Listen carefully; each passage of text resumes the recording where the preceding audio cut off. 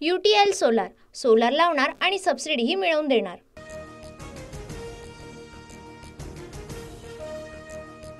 पोलिसांकडून encounter, Thane crime branch unit 1 ताबा घेत असताना गोळीबार। सेल्फ डिफेन्ससाठी पोलिसांनी अक्षयवर गोळी झाडल्याची माहिती। आरोपी अक्षय शिंदेने पोलिसांची बंदूक हिसकावून 3 राऊंड फायर केले। एपीए निलेश मोरेंवरही एक गोळी झाडल्यानं गंभीर जखमीत उपचार सुरू आहेत। गुन्हा सिद्ध झालेला नसताना पैसे देऊन आमच्या पोराला मारलं, गोळ्या झाडा, आम्हीही मारायला तयार आहोत, अक्षय शिंदेंच्या आईवडिलांचा गंभीर आरोप। शिंदे आणि फडणवीसांना आरोपींना वाचवायचं आहे, मुख्य पुरावा नष्ट करण्यासाठी अक्षयचा एन्काउंटर, संजय राऊतांचा आरोप।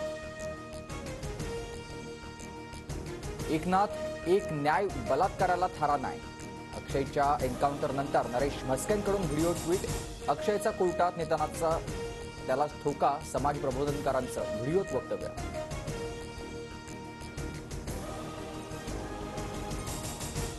जे रुग्णालयात अक्षय शिंदेच्या मृतदेहाचं शवविच्छेदन करण्यात येणार, शवविच्छेदन झाल्यानंतर मृतदेह कुटुंबियांकडे सोपवणार।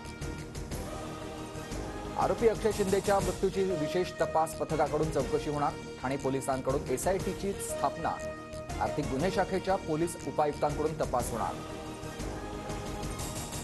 आरोपी अक्षयच्या पूर्वपत्नीचे अत्याचाराची तक्रार केल्यानंतर त्याला चौकशीसाठी नेत्यांना गोळीबार, पोलिसांनीही आत्मसंरक्षणासाठी अक्षयवर गोळी झाडली, गृहमंत्री फडणवीसांची प्रतिक्रिया। गृह विभागानं दाखवलेल्या हलगर्जीपणा संशयास्पद, आरोपीला कायद्याच्या चौकटीतून फाशी द्यायला हवी होती, कायद्याचा धाक घालण्यात शासन दुर्बल ठरलंय, शरद पवारांचा ट्विट करत आरोप। आरोपी बंदूक हिसकावून घेईपर्यंत पोलीस झोपले होते का? ही निर्घृण हत्या, गृहमंत्री फडणवीसांना पदावर राहण्याचा अधिकार नाही, काँग्रेस नेते पृथ्वीराज चव्हाण आक्रमक।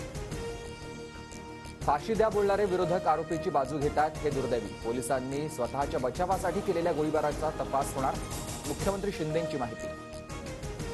बदलापूर प्रकरणातील शाळा भाजप आणि आरएसएसची संस्था होती, संचालक मंडळांना वाचवण्यासाठी हे सगळं केलं का? उच्च न्यायालयाच्या न्यायाधीशांमार्फत चौकशी व्हावी, नाना पटोलेंची मागणी। आरोपी अक्षय शिंदेच्या एन्काउंटरनंतर बदलापुरात महिलांनी पेढे वाटले, तर बदलापूरकरांनी रस्त्यावर फटाकेही फोडले। एन्काउंटरच्या घटनेनंतर सोशल मीडियावर पोस्ट व्हायरल, आमच्या चिमुकल्यांना न्याय देणारा असा धर्मवीर हवा, असा पोस्टरवर उल्लेख।